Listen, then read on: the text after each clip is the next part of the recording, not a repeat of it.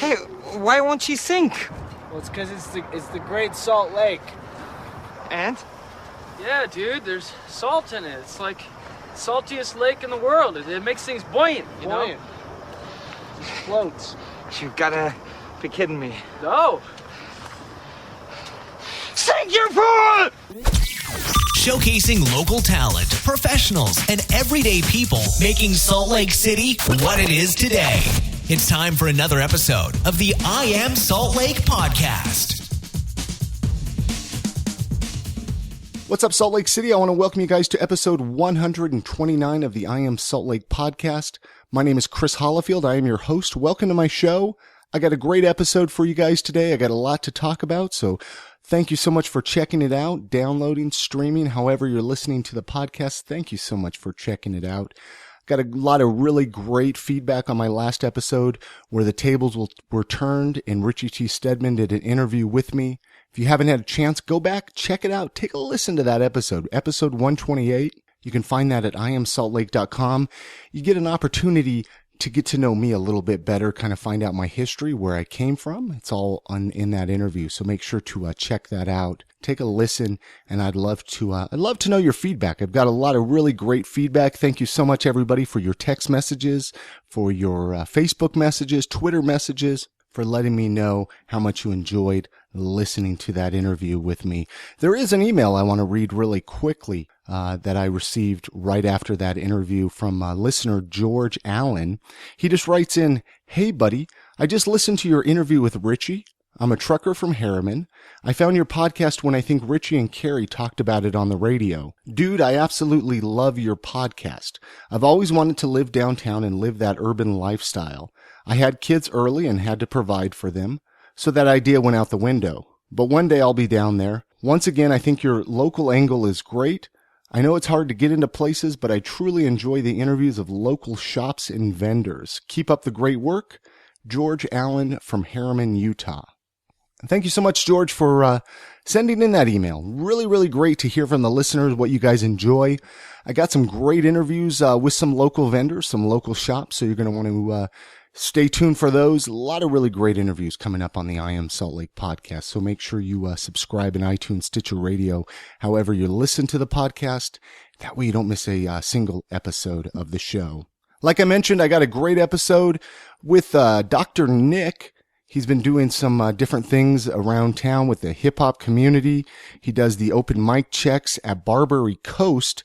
You might remember, for the longtime listeners, when I've talked to Atheist on the podcast, he mentions the Barbary Coast, a biker bar right there on State Street, 4242 South State Street, kind of where he got his start.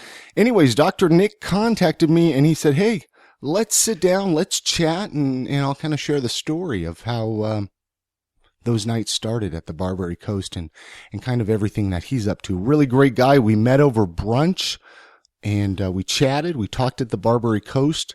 So it does get a little noisy, but I think it just kind of helps add to the atmosphere of the podcast. So you're going to want to make sure to check out that interview. I'm going to be playing that here in just 1 second.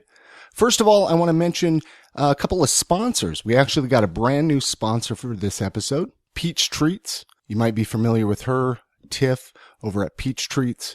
She creates polymer wood, stone, copper, steel, and brass earrings for stretched and regular piercings. You can find her jewelry at Iris Body Piercing, Craft Sabbath. She's during downtown farmers market, during farmers market season, all over Salt Lake City. Check it out. Her Etsy shop is peachtreats.etsy.com. Check out her shop. And let her know that you heard about her from the I Am Salt Lake podcast, and follow her on Facebook. I'm going to put all the links for the sponsors on the website, iamsaltlake.com. Also support our sponsor, The Urban Lounge. You can find their website at theurbanloungeslc.com. A lot of really great shows coming up there as well. You can follow them on Twitter and Facebook and find out about all the upcoming shows coming there. Show Peach Treat, show the Urban Lounge some love. Thank you so much, guys, for sponsoring this podcast and for showing your support here in the local community. You guys are doing some great stuff, like I mentioned. Anyways, let's jump into that interview with Dr. Nick at Barbary Coast. Like I mentioned, I recorded it.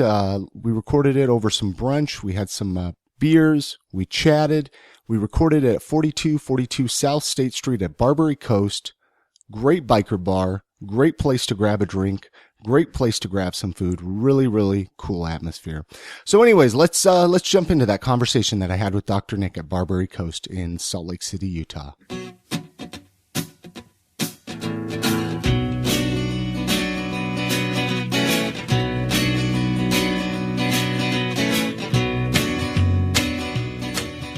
We're at the Barbary Coast. Yes, sir. 4242 South State Street. Most famous biker bar in Utah. You know, I've never been in here before. A lot of people don't come in. They're kind of scared of it. Yeah, I mean, a biker bar. That's kind of the stigma on it, and I always laugh at people for that. I'm just like, really? You can't? I mean, when I started here, because I started working here 9 years ago, and when I started, it was a private club, and it was a biker bar. Like, it was, what you would think it was. When the reputation that it has now is actually what it used to be, but it's not that way anymore. Because it's privatized clubs in Salt Lake are kind of like a dying breed. I think there's like 2. Well, I just got finished watching Sons of Anarchy, so yeah. I have a little bit of a biker attitude, I guess you would say. I feel you.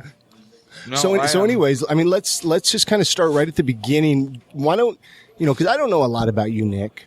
Okay. Why don't you kind of give a little bit of introduction for people listening, kind of a synopsis of who you are, what you do. I mean, I know you do all kinds of stuff, and you're heavily involved with stuff here at Barbary Coast. I dabble. I've got my fingers in the cookie jars. Yeah, let's just kind of start at the beginning and what you do. Well, first off, I'm Dr. Nick. I'm a bachelor. I like long walks on the beach. No, I started doing promotions as kind of like it was an accident. This whole situation, the scenario I'm in right now, everything in life in the past 5 years was all over an accident. And what was that accident? My little brother and his best friend started making music, but they didn't, like my best friend, he's my best friend too, Russell Rock. I tour with him and we do a lot of shows lately. He used to make beats in his basement.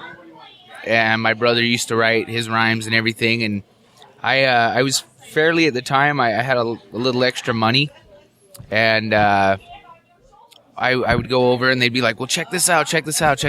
And ultimately I just told them, I'm like, well, you haven't recorded, you don't have a song, So, I mean, yeah, you like to kick rhymes and you like to make beats, but you're not doing anything. Like, let me help you do stuff. Like, I'll take over your management role and that's what we'll do. And so I started to really just kind of push them, and I really just wanted to be the guy behind the scenes promoting and booking shows and studio time, and I always just wanted to be the guy in the background that made the shit happen. And I started to do that. We linked up with SEM, Lamb and them down at Uprock, and we started to work together. We recruited a couple friends of mine, Eric Finnis, Mohair, Philly Mo, and Jesse Patches Peterson, and we just became like a clique. All of a sudden there was a Second Thoughts Entertainment. Well, it was records at the time, but we branched out so much that I was just like, fuck it, we're an entertainment company. Like, I don't hold any boundaries as to where I'll go with what I want to do with my business and my life. So at this point it's entertainment. But that was kind of the beginning to the madness. And I mean, thusly we named our first album The Seed, because it was, kind of the beginning. The basis for everything that's going on right now, all started from a bullshit idea in my homeboy's mom's basement. How did you get involved with Barbary Coast then? Like, talk about, you do like an open mic check here? We do the mic check. It used to be called the monthly mic check. We would do it just that every month. And we had open freestyle battles. Like rap battles, hip hop at a biker, and see, that's what, because the first time I sat down with Atheist, right, and you mentioned that in your message, how you worked with him, yeah, and he mentioned rapping at a biker bar, yeah, And I'm like, come on, man, get real. Like, seriously, for real? A biker bar? That's where we, and actually we had started it, same thing with the hosting thing. It was by accident. I used to live with Lamb, with SEM Studios. And I came home drunk one night after a breakup with a girlfriend of mine. Was drinking here, like tore back fierce. Come walking up the step, and Lamb and Hef Doogie are sitting there chatting. And as I'm walking up to the house, Lamb says, "Okay, good, you're here. I need you to go host a show." And I said, "Well, I can't. I'm drunk." And he was like, "No, you need to go host a show. I've already got to go, and my host didn't show up, and I need you to go do this." And it ended up being the mic check, but at the time it was presented by dogemout.com. And they didn't even call it the mic check then. They had asked me to help promote with it. And I told them I wanted to make up a name for it because I couldn't just go around saying, "Oh, hey, freestyle battles at the Woodshed." And so I came up with the monthly mic check, and we went from there. It didn't work out. Wait, so you used to be at the Woodshed? We started at the Woodshed. Started at the Woodshed? Yes, the very first mic check was at the Woodshed. And when was this approximately? About this October, it'll be 3 years ago. Okay, so you started at the Woodshed. That didn't really work out for you. Yeah. And so we ended up moving it here because I had a show conjoining with the mic check. Like, they were on the same night, and I couldn't do both because I had already had my show booked here at the Barbary for 3 or 4 months, and the mic check just kind of popped up. And so we had talked them into moving it here for the night, but the Woodshed didn't want to do it after that. And so we stuck here at the Barbary, and that's where it's been ever since. And what's the crowd like? I mean, here, I mean, is it just the typical crowd that typically comes to the Barbary, or do other people come here for that? It's kind of funny. We get a kind of a mixed crowd. You get the typical hip hop crowd. We get all of our MCs and stuff that come through. They'll bring their crew and their friends and whatever. But then you get the regulars who hang out in the very back of the bar, and they just kind of watch. And they're like, what are these people doing? If for them, I always consider it like a TV show because they just come in. That's it. They sit, they drink for the night, they watch. Some of them will interact with the regular crowd and make jokes and buy shots, and it's really a friendly crowd. It's not, like I said, the stigma that's placed on this bar is really kind of it's not valid. I like it, man. I'm surprised I've never been in here before. I need to come here more often. It's very chill. I mean, typically, most of the time we have classic rock bands that come through. That's why the hip-hop show, we do it like every other month, maybe every... Oh, so it's not every week that you do the open mic then? No. Okay. The thing with doing that is when we were doing it monthly, people took it for granted. It came to that, well, maybe I'll go next month. I can't make it this month. They got it next month. I'll go next month. And then you just kind of get stuck in that loop, and so people stop coming. So when I took it over completely, because I used to have a business partner in it, and when I just started running it by myself, I said, fuck this. We're going to go every other month minimum. It makes it more of a novelty. It makes it more like people want to come out and check it out because it's new. It's not, like you said, the same thing. Yeah. And the past couple months, it's been one of those things that when we've done it, we've gotten a huge turnout. And I mean, it's been fun. When I brought it back, I didn't think it was going to pick up the same crowd because I didn't have the promotion that my partner brought in. And, I mean, I have my own bit of promoting and stuff and my own ways of doing things. And so really it was just a way of developing that and adapting it to my own scenario because my partner used to do it so well. Like we would get 100 people plus, on a good night because she was pushing it so much. So do you have a set night then, or is it just kind of here? Like how do people find out about the open mics? I usually post an event on Facebook or, I post flyers up all over town. We print them up. Old school flyer style. Yeah. People don't do a lot of that anymore. I'm not as old as some of these cats. Like there are dudes. Street Jesus is older than me, and he's been in this game forever. But luckily, he's been our DJ and stuff, and so I get to go and put our flyers up at Up Rock, and I mean, I lace them up downtown. And so Street Jesus comes here on the open mic then? He has been our regular DJ for the last 3 shows. Oh, nice. Great guy. And, just recently had him on the podcast, and Well, and like I said, we bring a decent lineup as far as local MCs go. The point of the mic check in my mind has always been to highlight the local MC. Yeah. We've had a couple out-of-state underground MCs come through, but I've never tried to make it a big deal where I bring in someone like Grouch and Eli or, like Ritz or a lot of these people who are making moves. I mean, I could easily book them. I've looked into it, but I would prefer to keep it local. Like, I love local hip-hop. I don't listen to regular hip-hop. I was listening to Tony Orlando and Dawn on my way here. And as far as hip-hop goes, I only listen to local. I listened to U92 when I hosted the Tuesday Night Tension battles on there, and that was it. So do you get up and rap, too? Do you get up and, do some stuff as well, or is it just hosting it? I don't battle rap. Anybody who knows and who has seen my battle raps knows why I don't battle rap. But I made the attempt. Is that kind of behind the name Dr. Nick? Is that kind of where that, is that kind of your stage name? I've been Dr. Nick since I was in the 10th grade. Or do you have a PhD, Yeah, right? I'm a rhymnologist. I like that. Yeah, no, I got the name Dr. Nick in the 10th grade. And from who? Like just a friend? My best friend. He's like, yo, you're Dr. Nick. Yeah, my best friend Travis Blackburn said to me, well, actually, we had pre-algebra together in 10th grade. Yeah. And I walked in, and whole pre-al class, I walked in, I said, hi, everybody. And everybody said, hi, Dr. Nick. Been Dr. Nick ever since. Nonstop. Like, my parents call me Dr. Nick. So when we started doing the music thing, and they said, well, what are you going to call yourself?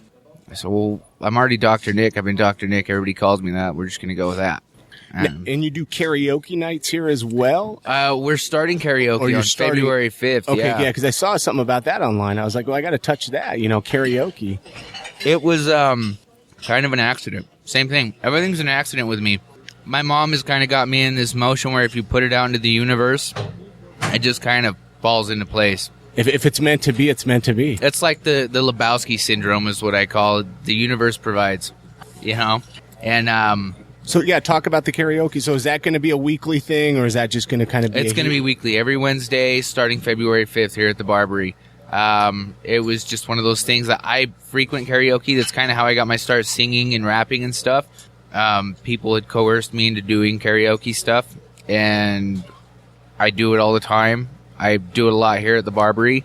As far as a participant goes, I've never been a host or anything. And so our regular karaoke guy just kind of wasn't feeling it and fell out. And so I had proposed to the bosses that I take it over. What's your go-to karaoke song? My go-to karaoke song? Really? Yeah, what's your go-to You're going to think bad of me, or a lot of people will. Man, this is what it's all about. We got to find out about Dr. Nick. My go-to karaoke song is Date Rape by Sublime. Hey, that's a good song, though. You a big Sublime fan or what? Huge Sublime fan. Oh, I love Sublime. Bradley Knowles like my inspiration as far as vocals go. Really? Mm-hmm. Why is that? What? I grew up on, I grew up in Long Beach. I'm from Utah. Okay. But at a young age, my family moved to Long Beach. But then came back to Utah. And then came back to Utah. And around the time we came back to Utah is around the time that I discovered Sublime. And I was like, Jesus, we were just there. And it just kind of was like one of those, it hit home for me. So how old were you when you moved to Long Beach then? 3. Oh, so 3 years old. Yeah, and then we moved back here when I was like 12. Okay, so a big portion of your childhood growing up in sunny Southern California. Yeah, a huge part. I'm a traveling kid, though. I've lived from coast to coast between Salt Lake and Georgia and Cali, and I lived in Montana and in Idaho, in New Mexico. What's the reason for traveling so much? I just come from a traveling family. Just like a bunch of gypsies, or? I guess you could say that about my mom in her younger years. We just kind of roamed, man. Yeah, just free-spirited. And do you think that's kind of helped you a little bit along the way as far as being, when you move so much, you kind of have to be a little more outgoing and meeting new people and new experiences and kind of putting yourself out there versus a lot of times people, they get kind of trapped in their bubble. They're trapped in their own just want to stay home. Circle or, stay at home and not get out and experience things and do things. And I find that so often here in Utah, especially, people that have never left the state or never left Salt Lake City, and they say, "Oh, there's nothing to do. There's nothing going on." Yeah. But it's like there is so much going on in this city. There's a huge amount of stuff going on. Even this bar, for example. Yeah.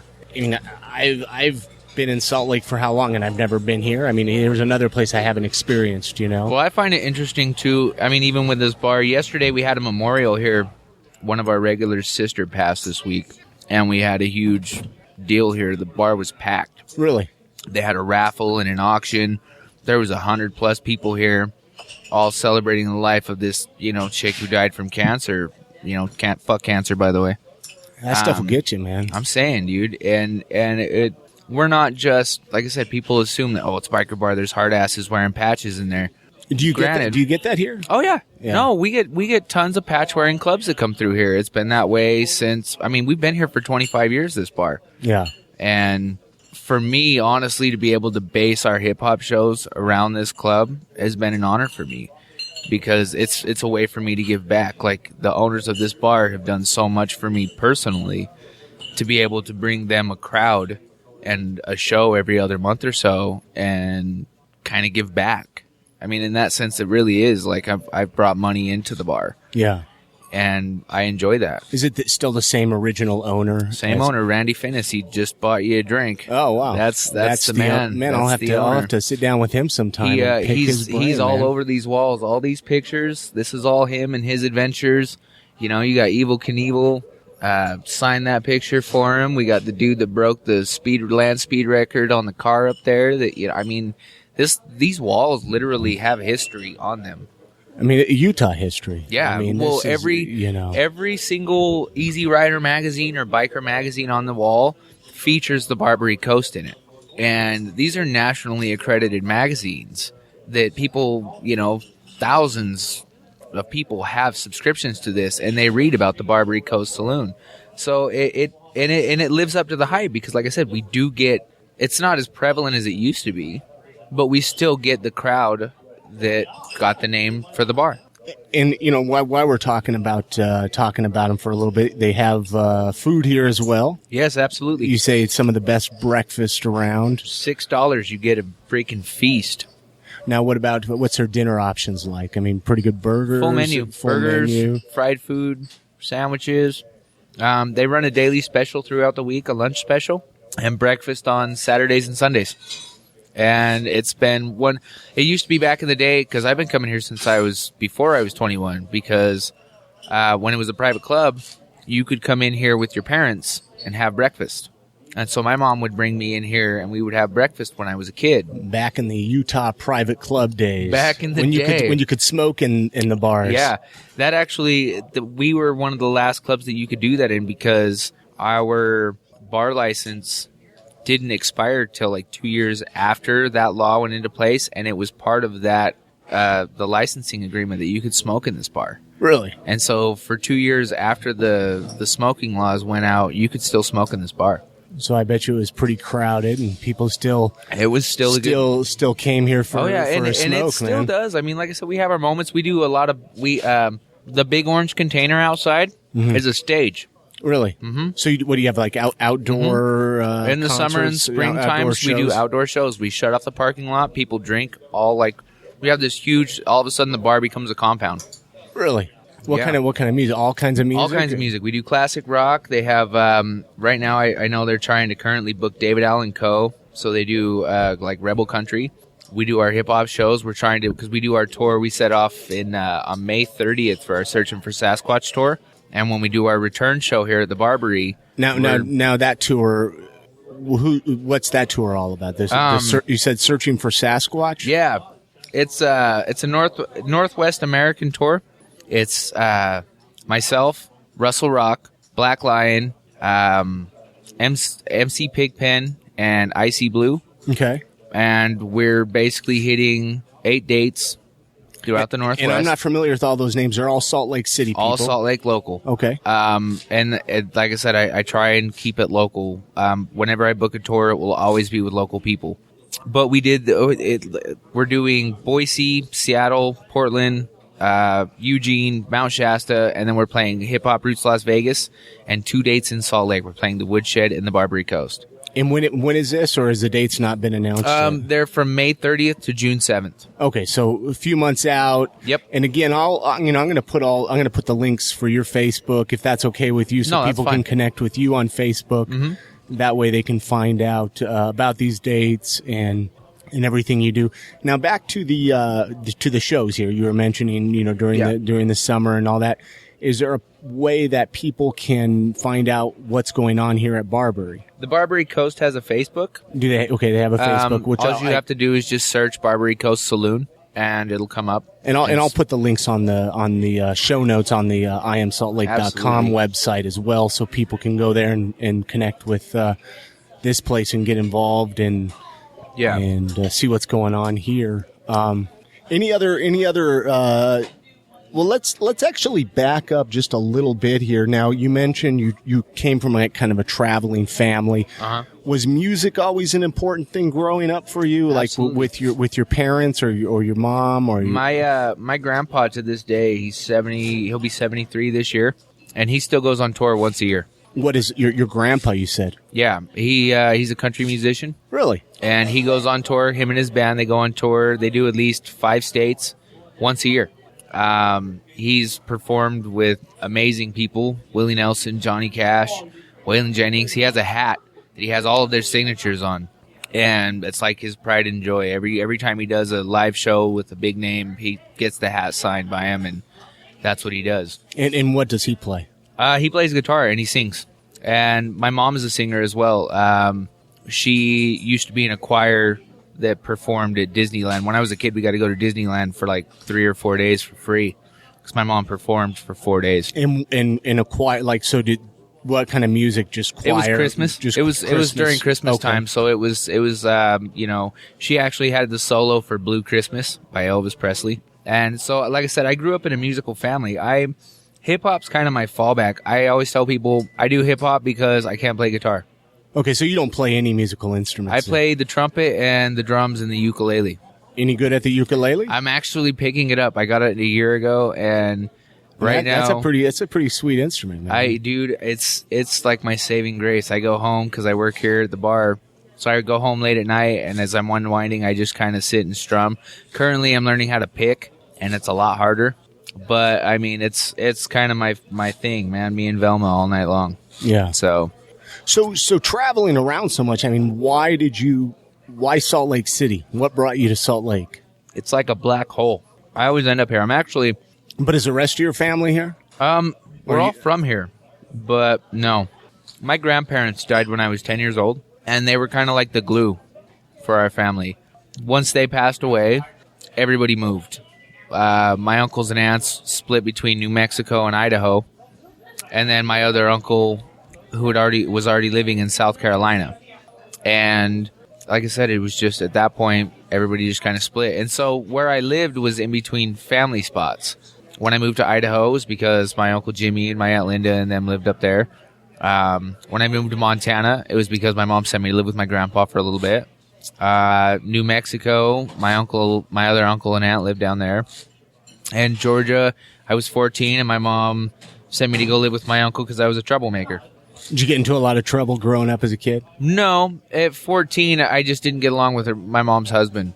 I got you. And, you get into that oppositional phase where you're just like, fuck this, fuck authority. Well, you're a typical teenage kid. Exactly. You know what I mean? It's like, okay, is that a fair question? Did you get into, we all got into trouble as 12, 13, 14, 15 years old. I mean, absolutely. We were rebelling from our parents, Mm-hmm. I mean, do you like Salt Lake City? I mean, I love Salt Lake City. I always ask this when I sit down with people, because obviously this is, I Am Salt Lake, Salt Lake City podcast. What do you like about Salt Lake? Even besides music, what do you like? I love the atmosphere. I love that we experience every season to the fullest. You're a big fan of winter time. I love the outdoors. I've owned cars up until last year. I sold my Cadillac last summer. And I walk or take public transportation everywhere I go. And I literally am the type of person that I'll stop and take a picture of a random flower just because I'm like, whoa, shit, like, where are you going to get those colors anywhere else? You know? And so I love the nature aspect of it. Like, we have a huge concrete cityscape jungle, but at the same time, there are those small little instances where you'll be walking through West Valley and you'll catch like a little purple flower on the side of the road in the middle of dead grass. A lot of times if people, you're driving, you're going to miss that. Oh, you miss everything when you're just like, I tell people that all the time. I'm like, you should just take a walk. Go out, fucking walk for like 2-3 blocks, flip around and come back. I guarantee you'll see something that'll trip you out. Was that tough to get rid of your car? No, it actually wasn't. Insurance and gas money, and I mean, it's Cadillac with a V8, and so I mean, I was spending a lot of money just to travel. That's in the back of my head, man. It's like I want to get rid of my car, but it's like there's this fear. Yeah, because I've had a car since I was like pretty much 16 years old. You can just get in it, drive to the store. You can, if you want to go see a band play, you want to go to a restaurant. Do you think the public transportation here in Salt Lake City is amazing? You think it's pretty good stuff, or what? It's so much better than most places. In Boise, when you hop a bus, the buses only run like every 3 streets, so you can go take this bus north and then get off at a specific area, and then you have to walk like 3 or 4 blocks just to get to the next bus stop if you have to go to another area.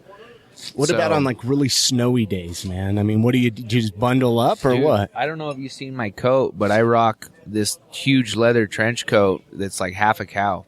And it just keeps you warm. It's from growing up here. Like, you learn when you live in Salt Lake to dress like you need to be warm. Yeah. Walking to school every day as a kid, we layered up. Beanies and scarves and gloves and 2-3 shirts and a hat and hit the road. Couple coats, sweater underneath. And how long have you been without a car? About a year. About a year. And you think it's probably one of the best decisions you made, huh? Totally would. Chicks don't dig it, but I mean, what are you gonna do? Yeah, it's like, hey, you want to go on a date? Let's go get on the bus. Typically, you're 30 years old and you don't have a car. Okay, so I sold my Cadillac. Thank you. At that point is my answer. But do you find that gives you extra money to be able to do things that you enjoy? I have a tour to plan, and I have an album to fund. Yeah. And not having a car really helps with that. Well, I mean, perfect example, like yesterday. I had a tire. I go out to my car, the tire's flat, have to drop $170 on a new tire. Yeah. It's like, I wasn't planning on that. $170, that could have gone to something else. But I had to get a new tire. Most people have with like our public transportation system is that they have to leave an extra 45 minutes early to get where they got to go. And but that extra 45 minutes, you can read a book, listen to a podcast, listen to music. Our phones are so advanced now. I mean, you can handle all your email plans while you're on the bus. You can schedule your month. There's so much shit you can do in that 45 minutes. Talk to somebody new on the bus. I bet you meet a lot of cool people. I've met cool people, and anybody who's ridden the UTA will agree with me. I've met some fucking crazy people. What's the craziest person you ever met on the bus? Typical crazy person, reeks of cigarettes. I've never smoked a cigarette a day in my life, by the way. Seriously? Ever. Props to you, man. I never got into it, and so I pick up on it. If somebody smokes, I'm just like, whoa, smoker. I mean, if they smoke heavy. And on the bus, you get a lot of that. You'll get random, because, I mean, like I said, it's public transportation. So you're going to get the homeless dude that scrounged up the $2.50 to hop the bus and, get where he's got to go. And typically, those are the people who just sit down next to you and go, hi. And I'm one that I say hi, and I'm friendly to an extent until people start kind of getting in, like, invading my bubble. Like, if I'm personally telling you, don't talk to me, like, you can read the signs. I got my headphones in and shit. I'm reading a book, or I'm not paying attention to what you're doing. If you persist after that, then I tell you to fuck off. Like, I'm known for being a dick, but typically I try and be friendly. I mean, everybody deserves a common courtesy. I mean, we're all people. But I mean, my roommate, for instance, once told a kid, the kid misinterpreted one of his tattoos, and my roommate says, "Fuck you, I'm not a juggalo." And I'm not the type of person to just go, "Fuck you, I'm not a juggalo." I would just look at him and go, "Not that guy, bro. I'm sorry." And then I put my headphones back on and move on, But what would you change about Salt Lake City? I mean, is there anything that you don't like about living here? Dude, there's so much I would change about Salt Lake. Be honest, be fair. I mean, I think honestly, I'm caught up in the moment. I would like to know what people would like to see different, if we can obtain that. Yeah. Well, I think the misconception is the younger generation and a younger crowd doesn't pay attention to the issues. I think we're so involved in the issues, it's not even funny. I mean, I'm personally am not a regular advocate for the legalization of homosexual marriage in Salt Lake.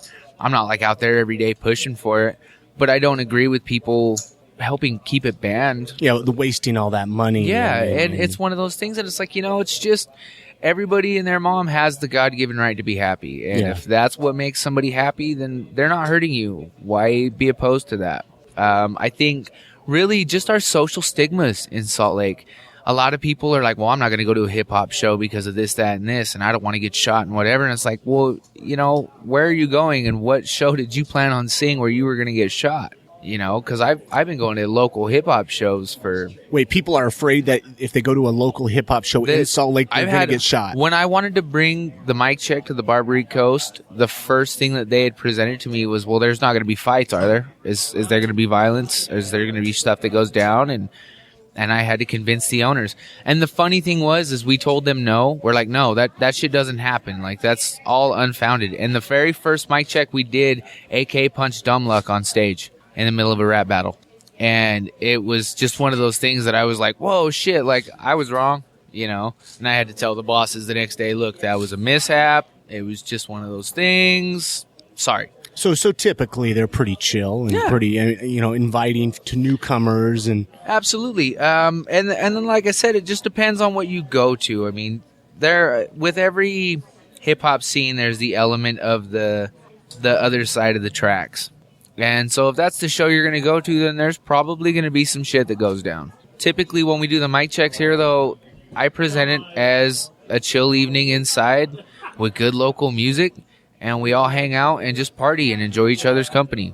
And meet new friends and hang out and have a beer. I typically try and book the shows to where the lineup is kind of oppositional.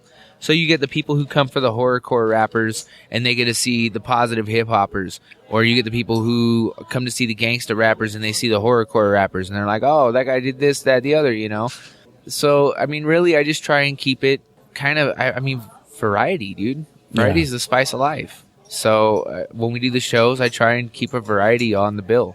So because everybody has their own crowd. Absolutely. Do you get involved with like any other genres of music in Salt Lake, or is it pretty much hip hop? Do you ever go out to any of the other styles of music or any other bands? We tried to get into a grunge band when we started, and they didn't feel what our game plan was. I mean, like I said, I attend other shows, I was just curious. We all have our favorites, what I mean? We all have our favorites. I was just curious if there's any other, because, there's some great music in Salt Lake, of all styles. Mm-hmm, absolutely. When we do our metal shows here, it's all local metal groups. And so I have a huge exposure to that. And then, like I said, we do our classic rock bands here. So really, my live show experience goes beyond hip-hop. I just pay attention to hip-hop because that's where my business is inclined to be. So, that's where your heart is. Yeah. It's where my passion started, and it's where I plan to continue with things. I appreciate all the people and all the hard work that they do locally. I've worked with a lot of local big names, I guess you could say. Burnell Washburn, Dumb Luck. We had Chaotic here, who is a local legend. We've got Street Jesus, who's our DJ. We previously had DJ Rock Solid and Fresh Nest. So, we've had, I try and keep it top tier quality. Otherwise, there's no point. But I give everybody a chance, What are some of, besides like music and besides everything, you've talked about so far with hip hop and stuff, what are some of your other hobbies and interests? What are some other things that Dr. Nick enjoys doing with his free time? I'm an artist. I wanted to be a tattoo artist for years and years and years. Absolutely. That was my first dream. My first big goal was to grow up and be a tattoo artist. And what happened there? Why? I got tired of picky people. I'm kind of one of those that if I spend 5 hours on a drawing and it looks amazing, but you don't like the hand and you want me to redraw the whole thing just to fix the hand, I'm not going to do it. Like, I don't care how much you paid me. I'm going to tell you, fuck off, quit being so picky, enjoy your drawing. So did you ever apprentice anywhere? Did you have like a gun and the whole I had my equipment. You bought it, on your own. Yeah, did it I out had of my your tattoo house, machine, and I used to just do like a mobile thing. I'd go to my friend's house, and basically it was like, hey, who wants to be my test subject? Do you still have it? No, I sold it. I was going to say, man, I'll hit you up. Dude, Got to get some ink, man. I sold it a long time ago. The best tattoo I ever did is on my wrist, and that's it. I stopped doing it shortly after that. But actually, my ex-wife and I were talking about it once, and she said, in regards to my son, she said, well, he has something to look up to because everything you've ever tried to accomplish, you have.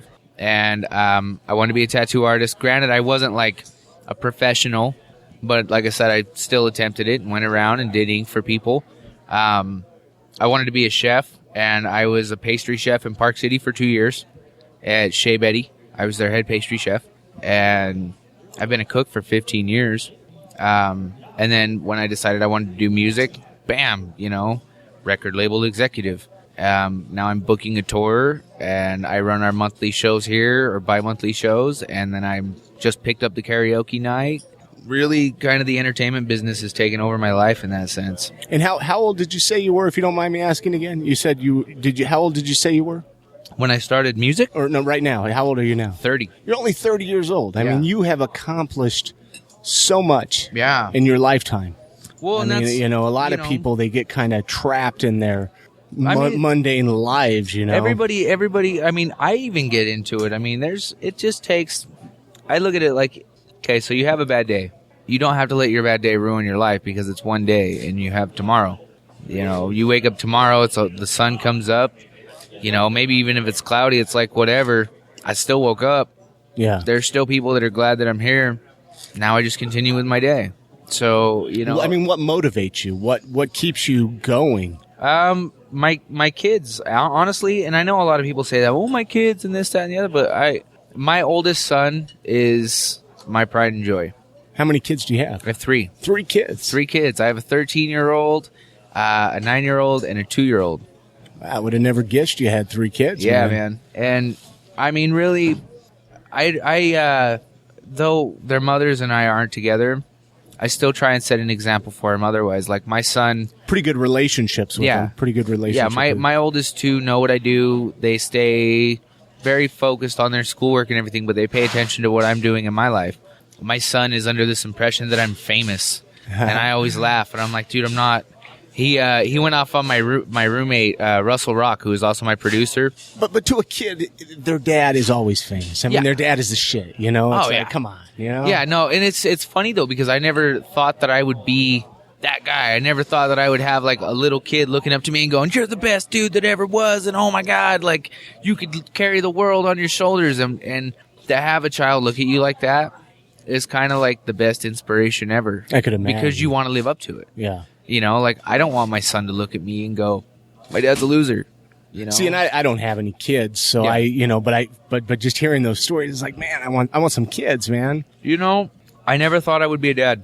I always wanted to be a dad, but I never thought it would. And I mean, thank God to Irish and Mexican genetics, I guess all of a sudden I get, 3 kids. But they were the greatest thing that ever happened to me. Yeah. I mean, the first time that I held my baby was like a life-changing experience, I was kind of a lame ass until I had kids. Well, and I hear that happens. And what I respect is, I mean, it sounds like you're involved in their lives, you get a lot of dads nowadays, that aren't.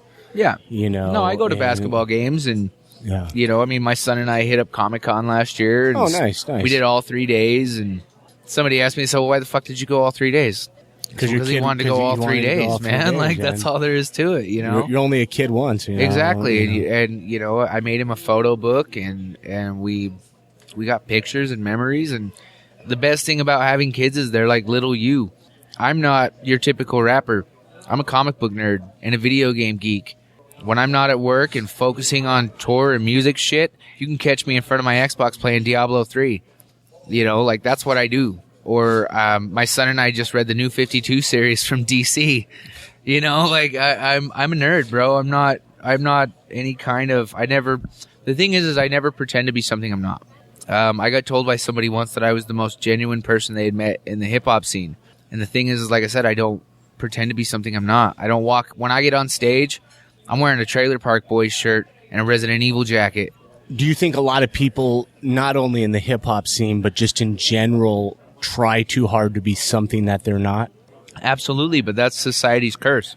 What I mean, I find that myself, but I'm just curious. Why do you think that is? What do you think causes that?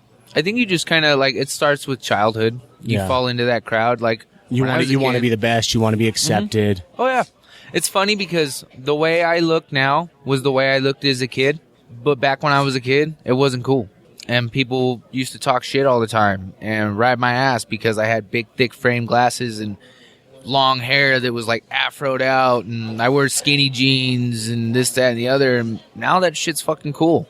I see kids with steps shaved into the side of their head and shit, and I'm laughing. I'm like, dude, I was doing that when I was 12. What the fuck? Now you're cool?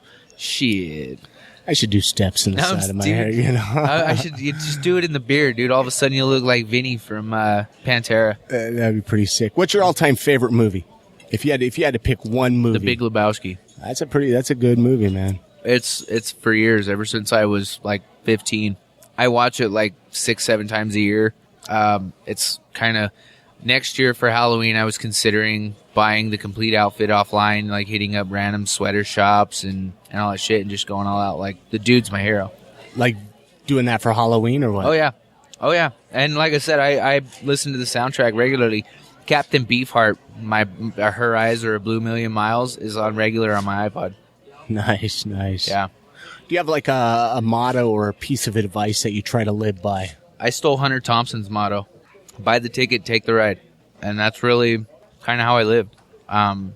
This tour shit that's going on, I literally just one day said, I'm going on tour. And then a bunch of people hit me up and they're like, we want to go on tour. And then I started to hit venues up and they're like, yeah, you can come on tour. And all of a sudden I'm on tour. Like, it hasn't happened it doesn't start till May, but it's booked. And you're I booked ready the to whole go. fucking thing myself. I got all the openers. I did everything. And in the end, I was just like, holy shit, I can't believe I did that. Yeah. Like, whoa, what an accomplishment, you know? When you start out, for us, we didn't ever think we would do a show, like a live show locally, and even get a crowd base or anything. And now we're doing a Northwest American tour. It's 8 days, but I mean, it's 8 days in some badass cities and some badass spots. You're pretty stoked for that. Oh, dude, we're way stoked. Is this your first tour? Yeah. Yeah. Yeah, and I mean, I've got So you're going for the experience now, you know? Absolutely. This is just for I basically have a checklist, like literally, where I just sit down and I go, okay, so we did an album. All right. Okay, so we're going to do shows for a whole year. Like this whole last year, 2013, I did at least 2 shows a month for the entire year, starting in January, and I'm still going. I'm booked up till August. And it wasn't any, like, you know, once the first of the year hit, people started planning all their shows for the year, and all of a sudden I got people hitting me up going, hey, can you do this show this day? And, you know, and now, you know, Russell Rock, our producer and everything, is 21. And so I'm like spreading the love at this point. I've got Philly Mo out doing shows. I got Russell Rock out doing shows. Our lead vocalist Patches just graduated college and now is available to start doing shit like that. And so I'm like, we're all going to be working this year, you know, is because I spent the last year doing shows. I did so much shit. We did Summer Jam 2 years in a row. Like, it's really just been about putting in the work. Like, you have to put in the work in order to get the reward.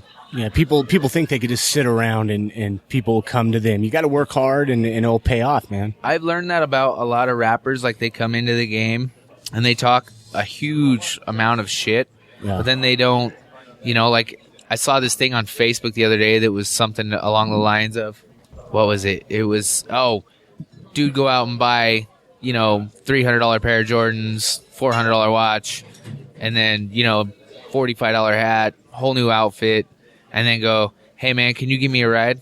Like, it's like, well, if you really needed a ride, you should have spent that money on a car, you know? Like, I don't have a car. I never made any butts about, like, yeah, I'm going to need a ride. I don't lie to people. Yeah, I got this, that, and the other. Like, no, I don't have a car. Yeah. You want me to be there? Better arrange a ride. Like with the tour, we're renting a van. We're going. That's it, you know? But it'll be covered. But like I said, you get so many local rappers who are trying to be something that they're not. But I think that's kind of the image in hip hop in general. Like, so many people try and say that there's something that they're not.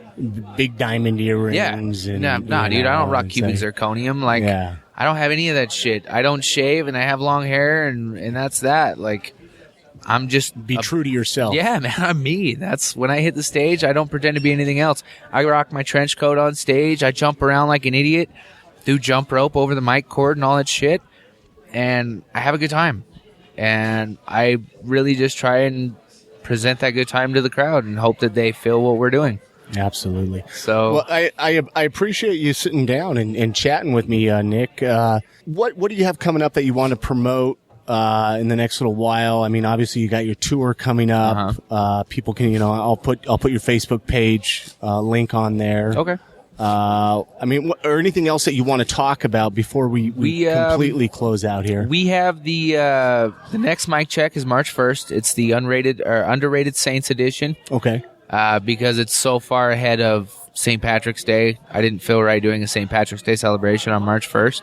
So we're doing the underrated Saints edition here at the Barbary Coast. And then our tour kicks off May 30th at the Woodshed, the Searching for Sasquatch tour. And then this year will be the release of the second volume of our first album, The Poetry, which will be the Poetry Volume 2, The Sprout. So wait, back up. You have some music, some music that of yours in. I haven't even had a chance to listen to it. No, we have a full-length original first album, which is The Poetry Volume 1, The Seed. Every beat is original. It was produced by Lama SEM Studios. It features a grip of local talent, including all of our Second Thoughts family. Then I have also an acoustic album that I dropped last year called Against the Grain, where I actually sing instead of rap. And then, like I said, this year will be the release of Volume 2. And where can people find this music? At reverbnation.com/Dr. Nick 801. You can download it there, play it there. It's all free for download. So really, at this point, I'm just trying to get the music out. Maybe I'll put one of those songs on this episode. Yeah, that would be I don't know great. if you have a favorite track or anything. I recommend the song Rewind. It's really, like I said, it's kind of like lighthearted hip hop. It really just gets the feel across. There's a point to it, and it's a really good song. It's honestly my favorite that we've done. But yeah, I mean, and if not there, if you're not a fan of Reverb Nation, go to drnick1.com or .bandcamp.com, and you can get the same music there just as the Reverb. So awesome. And then you're on Facebook. Yeah. Are you on any other? Are you on Twitter or anything? Yeah.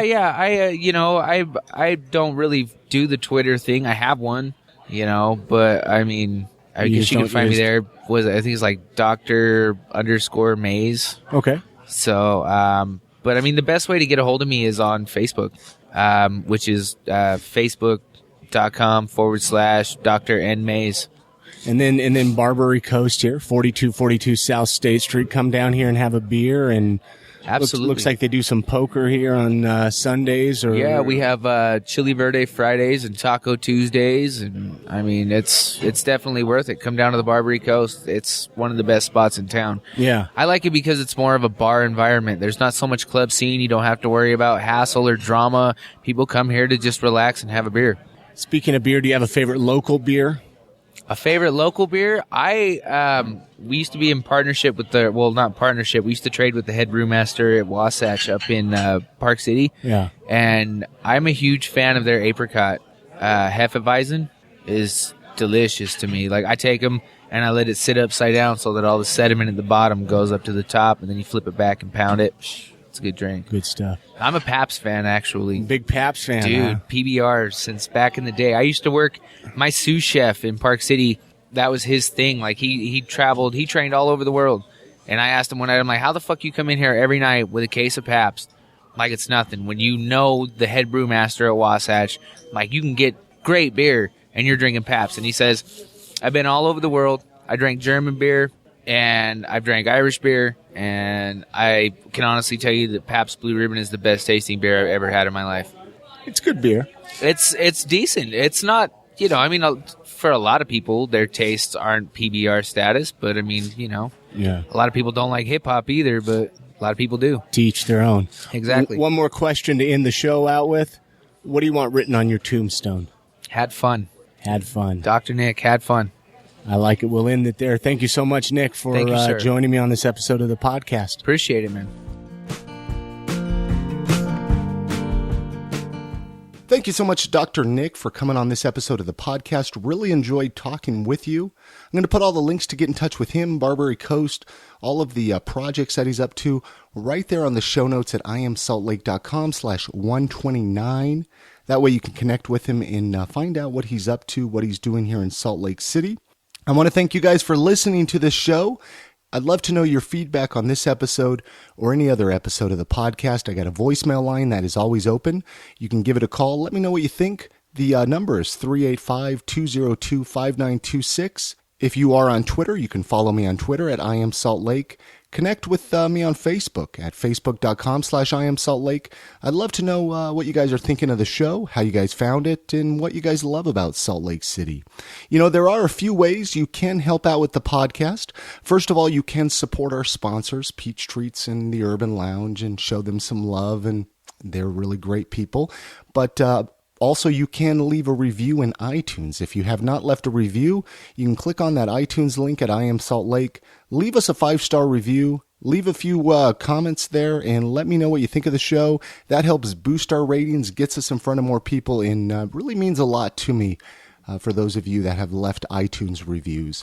Also, you can go to iamsaltlake.com/support. There are some different ways that you can support the show and help keep the show alive. And many thanks for those of you that have shown support, whether that's through donations, reviews, spreading the word. Feel free to post any episodes on Facebook and Twitter and share with your family and friends. That helps get the word out in any message boards or Reddit, however you guys use the internet. Feel free to share any of the episodes with the people of the internet. Many thanks to those of you that have helped out the podcast. I'm here once a week, so you're going to want to make sure to subscribe in iTunes, Stitcher Radio. You can find us on the Mediocre Radio Network. We're pretty much everywhere podcasts are available. Anyways, I'm going to end the show playing a song Dr. Nick gave me. It's called Rewind. It's by Dr. Nick and Be Still with DJ Rock Solid. It's a great track. It was produced by Russell Rock.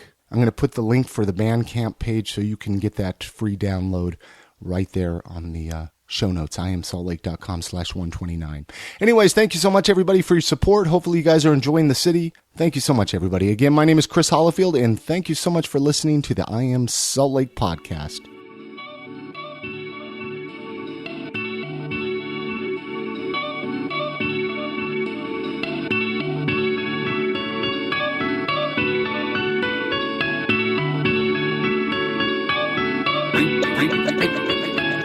Rewind. Wish I had a second chance, taking every opportunity, a moment to advance. Rewind. Wish I had a second chance, taking every opportunity, a moment to advance. But I try to pick it up, to suck it up, to make it better. Ain't nothing gonna stop the second thoughts, go get her. This ain't a death letter, but I'm full of dumb luck. You dumb fucks and stay when I work hard to get my bars up. And hard luck never seem to let up. I'm getting fed up of people always grabbing from my cheddar. For better or for worse, I'ma keep the grind going. Keep it old school for those who recognize this dude flowing. My heart showing, I never wanted that to happen, but I guess it will protrude as I progress on with my rapping. I'm never napping, keep my eyes up on the scene, staying elevated, and always driven by my dreams, by whatever means possible. Gotta make it to the top, don't stop, cause hip-hop need help from the doc. Regrets, forget it, try to keep it at a minor level. The bass laced my mind, my heart's lost in the treble. Rewind, it's time to take a step back. Wish I had a second chance to do it over in fact. Regrets, forget it, not too many of those. Just a couple minor things I'd like to change, I suppose. Like rewind, it's time to take a step back. Wish I had a second chance to do it over in fact. Regrets, forget it, not too many of those. Just a couple minor things I'd like to change, I suppose. Like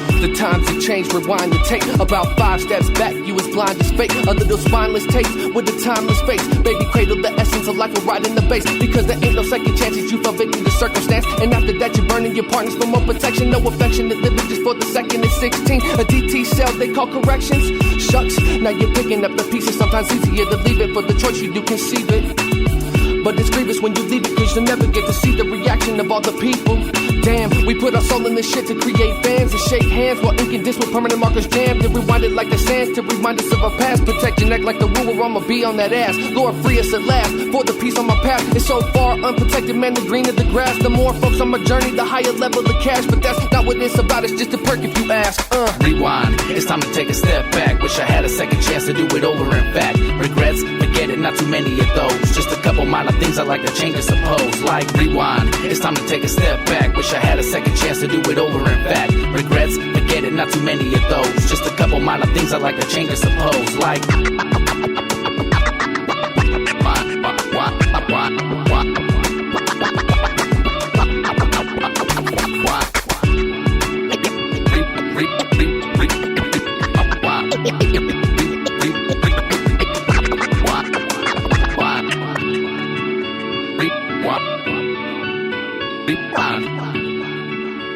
Rewind.